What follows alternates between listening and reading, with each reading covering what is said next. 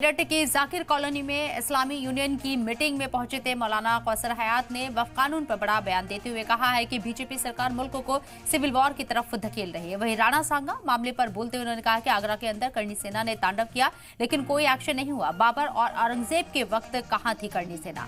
2014 के बाद बरसाती मेंढक की तरह निकल कर आई है करनी सेना। बंगाल हिंसा पर कहा कि बीजेपी के गुंडों ने राज्य में अशांति फैलाई।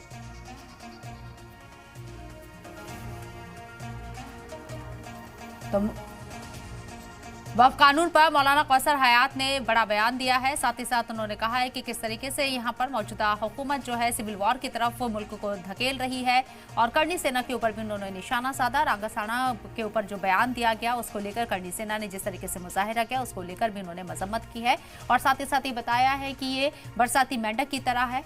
बंगाल तशद्दुद के ऊपर भी उन्होंने तबसरा किया है। मुर्शिदाबाद में जो तशद्दुद हुआ उसको लेकर कि बीजेपी इस तरह के काम कर रही है और पीछे से लोगों को सपोर्ट किया जा रहा है।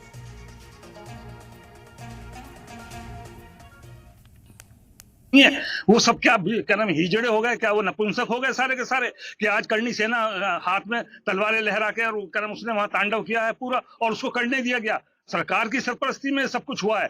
मैं पूछना चाहता हूं, सरकार से भी पूछना चाहता हूं, करनी सेना से भी कहां थे जब बाबर था तो कहां थी करनी सेना, जब क्या नाम औरंगजेब थे तो कहां थी करनी सेना।